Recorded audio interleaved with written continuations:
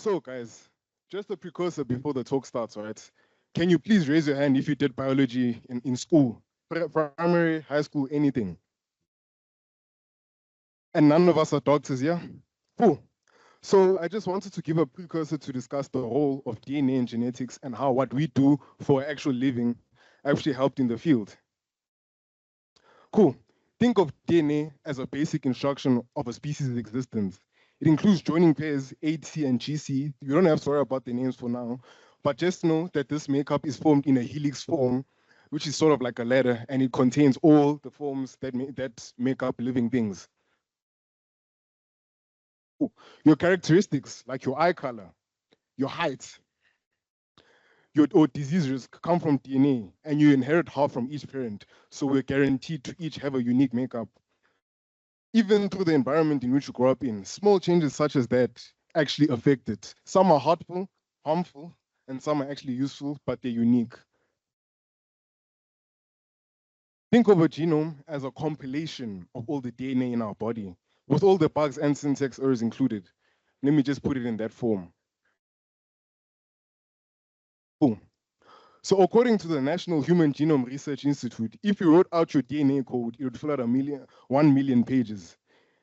And DNA, how can you actually quantify it in code? DNA acts as like binary data, which each base pair, remember AT links with CG, encoding 2 bits of information. So the human body has about 3 million base pairs of the genome, which is about 6 billion bits or 750 megabytes of raw data. This is according to a study done by Scientific American, how much information is stored in a human genome. So how can code actually help in this field? For starters, previously, what you see below on my right is a Sanger sequencing diagram, which is an olden generation way of actually sequencing DNA, which involves actually getting an actual representation of what the whole sequence looked like and analyzing by eye to see the flaws.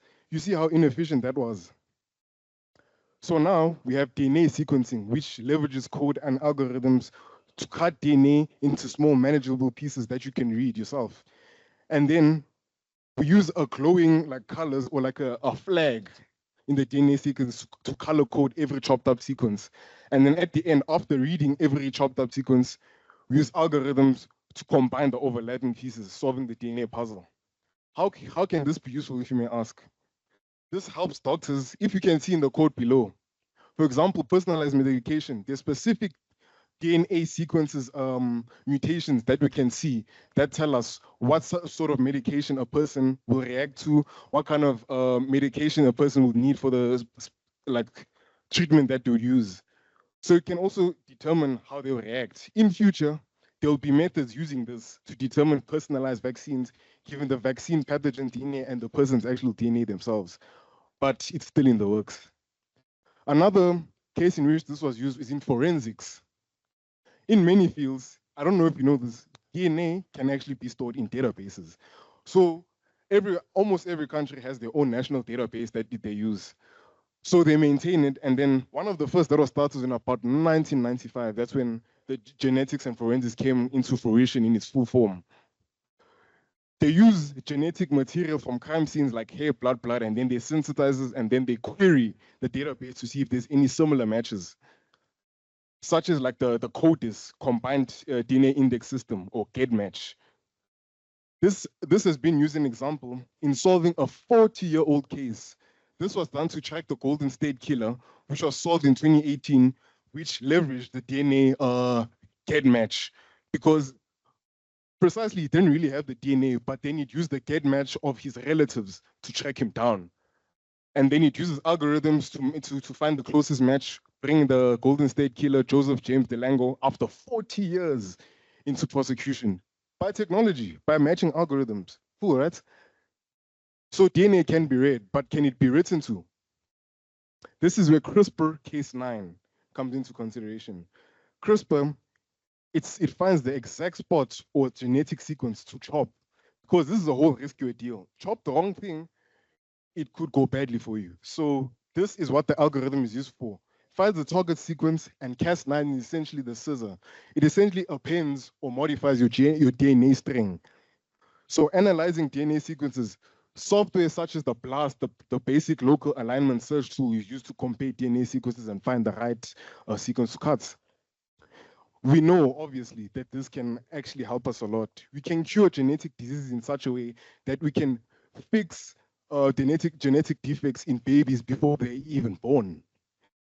We use this so you can fix like the DNA sequences that cause sickle cell anemia, cystic fibrosis, and muscular dystrophy. Just know those are bad diseases. We won't go into what they are, but just know that this software can be leveraged to fix this. Another thing we can do is we can create super crops.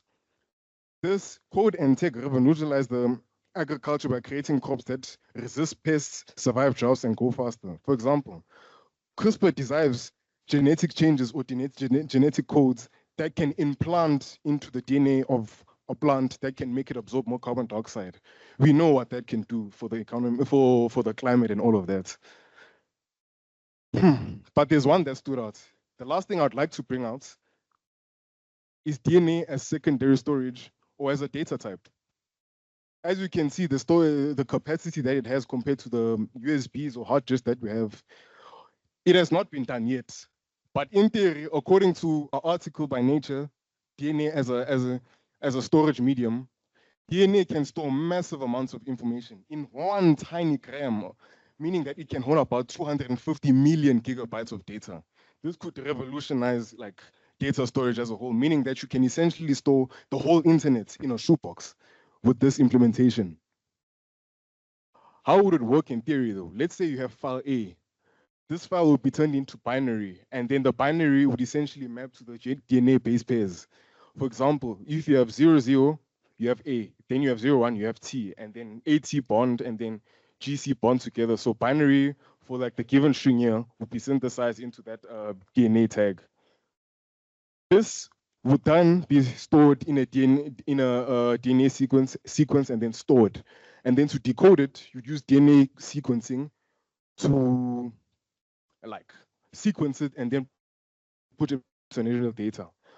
This has not been done yet because it's not yet feasible, because DNA sequencing is expensive and reading DNA is actually very slow. But I'm sure one day we'll get to that level. But what else can we expect from such? What else can we expect? Here's are some of the things that I predict that we can see before we die, hopefully, which is like years later. We can have brain-computer interfaces, which essentially just allows you to connect prosthetics like to your brain such that you can move your hand like it's actually your hand, but it's a prosthetic. Digital twins, which is essentially a simulation of you, where they would put medicine and treatment so you could see how you yourself would react. And then you'd have, obviously, 3D printed organs. We are en route to that. Expect to see it very soon. Hopefully you won't need one, but yes. Synthetic biology, meaning that scientists can create their own DNA and implant it in people to fight like cancers, etc. Cool stuff. So what I hope that we can all learn from this, right, is that tech is everywhere, even in medicine. You might not think so, but it is.